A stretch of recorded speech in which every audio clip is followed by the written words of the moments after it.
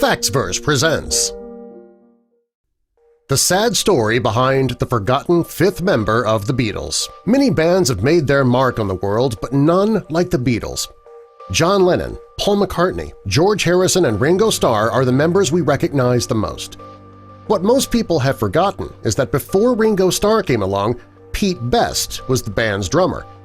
Here's the sad story behind the forgotten fifth member of the Beatles. Before we get into our video, jump down to the comments and tell us, what's your favorite Beatles tune? Also be sure to subscribe and click the notification bell so you don't miss our future videos. From 1960 through 1962, Pete Best was the Beatles' highly talented drummer. Shortly after the group's debut session in Abbey Road Studios, he was pushed out of the band. But why? Because the Beatles are so iconic, many stories have come up about Pete. There are also many conflicting stories. Whatever the real reason, he missed out on the fame and fortune that his former bandmates achieved. Pete Best was born in the Indian state of Madras in 1941. He spent much of his early years living in Bombay before moving to Liverpool when he was 4 years old. His father, Donald Best, was an engineer before serving in World War II.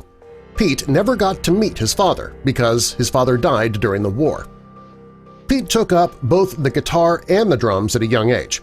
He always wanted to be a teacher growing up, but that all changed when he joined a band.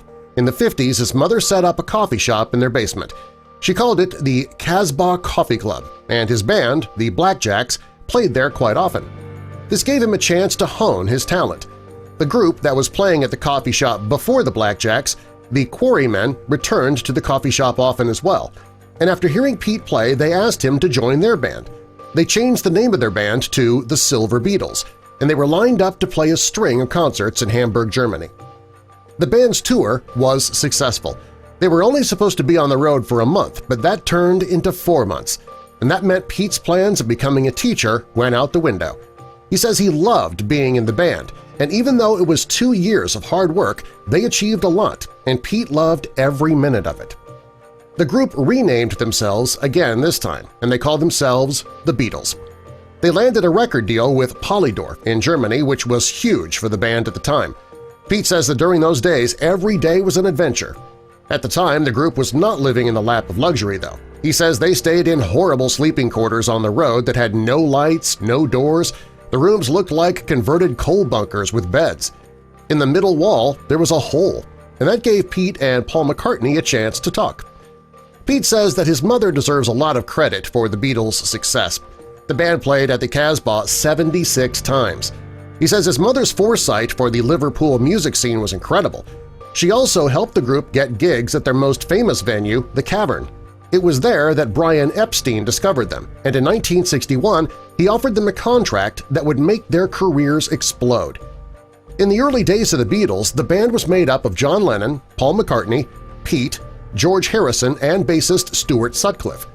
Stuart left the band in 1961 to chase his dreams of being an artist. Sadly, he died just a year later. 2 months after the death of their former bandmate, the Beatles went into the studio with producer George Martin, where they recorded their first single, Love Me Do. By then, they had signed a deal with EMI Records. Without Pete even knowing, the band brought in Ringo Starr to play drums, and they left it up to their manager Brian Epstein to deliver the bad news. Brian told him, "Pete, I don't know how to tell you this. The boys want you out, and it's already been arranged." Brian says he was not happy about the shakeup in the band because they were just developing themselves as personalities. When Love Me Do was released in the UK, poor Pete had nothing to do with it. When the official track was released, Pete's contribution was replaced by Ringo Starr's. The band went on to make some of the highest-selling albums of all time, including Rubber Soul, Sgt. Pepper's Lonely Hearts Club Band, and Abbey Road. They earned plenty of awards, and their worldwide album sales total stands at 800 million and still going. Pete joined another band, and he did find some success, but he never got over his demons about the Beatles. When he saw how the Beatles were taking over the world, he tried to take his own life. His brother Rory and his mother managed to save him just in time. After his brush with death, he gave up on music in 1968. He decided to focus instead on his wife Kathy and his 2 daughters, Benita and Beba. He landed a job in the civil service as a training manager.